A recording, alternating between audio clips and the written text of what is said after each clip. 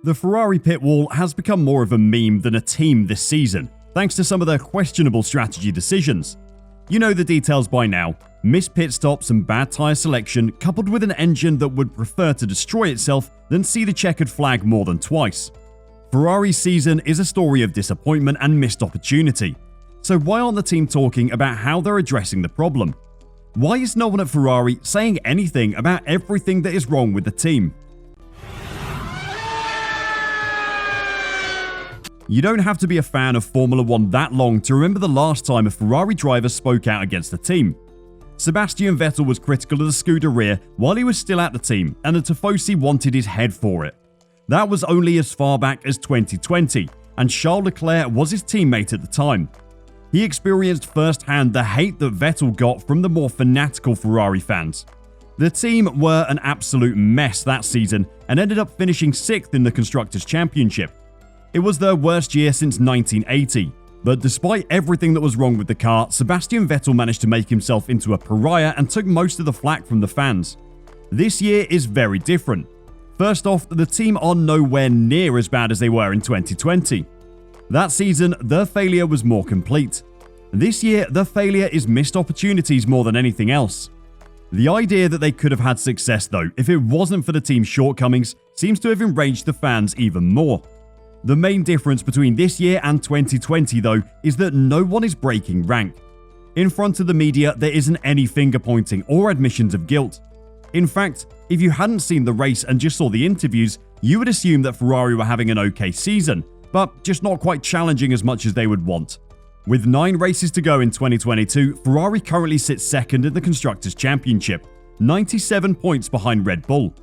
But the Prancing Horses racing director, Laurent Mekies, insists that the spirit within the team is still high, despite the large deficit to their rivals. Ferrari started the season well, winning 2 of the opening 3 races thanks to some Red Bull engine teething problems. But due to a mix of reliability issues, controversial strategy calls and driver errors, they have won just 2 of the last 10 races. That means what was once a 49-point lead over Red Bull at the top of the championship is now a distant second place for Ferrari, with the team only 30 points ahead of Mercedes in 3rd place. But speaking ahead of the summer break, Mekies said that the mood within the Scuderia remained buoyant. The mood in the camp is as high as it gets, because people like Charles, Carlos and Mattia, those guys are driving the team in all situations, said Mekies. You have the good moments, you have the bad moments, and I think the difference comes from this sort of leadership. They're able, whatever happens, to press the reset button, to bring everybody together, to look back at what happened, to learn from it, and to go and look to the next race with a smile and with more motivation than the race before. Laurent Mekies must see a very different Charles Leclerc behind the scenes than the one we see after the races. The Leclerc we saw at Silverstone looked incensed at the decisions his team made. Then, in Hungary, the Monegasque looked completely defeated as the last sliver of a title challenge was pulled through his fingers by Mattia Binotto. And it is the team boss Mattia Binotto who has come under the most pressure from the media and fans recently.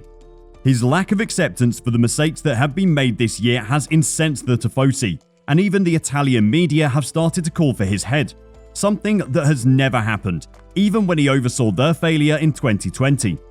Asked by Autosport if there had been some difficult moments for him over the past 18 months, he smiled and said, "Each single day. I think certainly it's not an easy journey from 2019, when I was put in place as team principal, to today.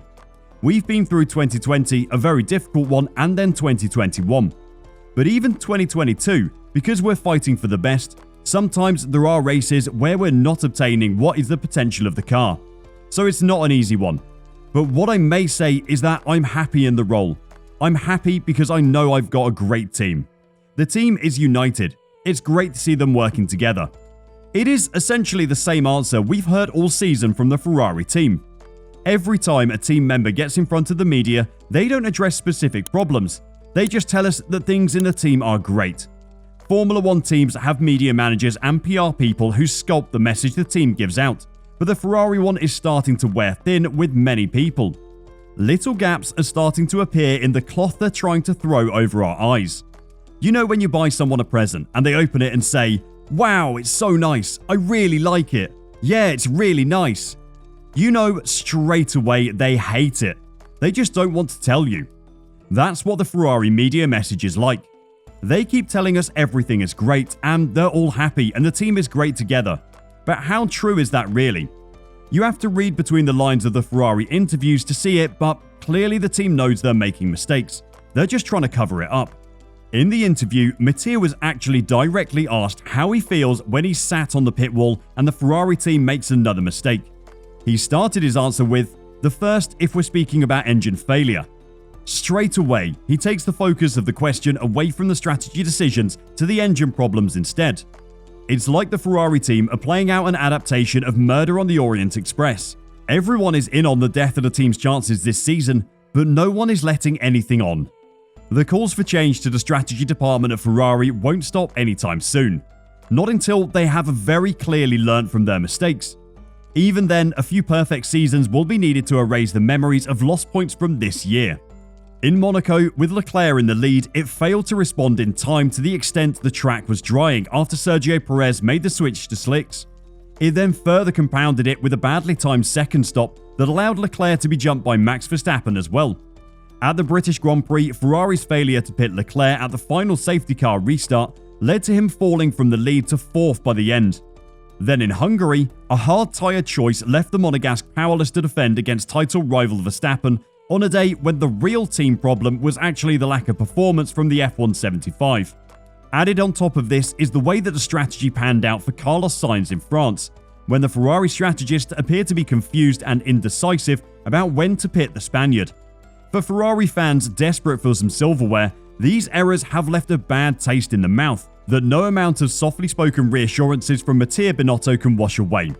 Reflecting on the early season races as he was talking about the Hungarian GP, Binotto said even post-race analysis of the decisions made had not highlighted blunders. While maybe you may see Monaco, Silverstone and Paul Ricard as issues, I don't see them as issues because I think we made sometimes the right decisions, he explained. I'm not convinced right now that what we made was wrong. I'm still convinced that we made what was the right decision at the time. Unlucky sometimes, but not wrong. It is this, I think, that should be the most worrying for you Ferrari fans, and shows just how far Ferrari will go to try and cover up their mistakes this season. There are a whole host of analytical pieces out there highlighting why the decisions Ferrari have made during races are wrong. You can even go back through our channel and watch some if you want. At any level of sport, but especially the elite level, you cannot blame your mistakes on bad luck when it is clear that that isn't the case.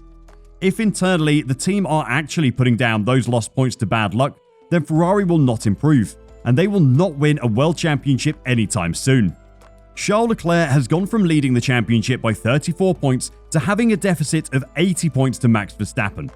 Sure, he's thrown away a few points here and there, but by and large, the Ferrari strategy team and engine department are to blame. There seems to be a huge problem with accountability in Ferrari. Someone needs to step up within the team and take it upon themselves to apologize to their fans for what has happened this season. Covering up their mistakes as they have is just not good enough anymore. What are your thoughts on Ferrari's performance this season? Let us know in the comments below, and until next time, drive safe and bye for now.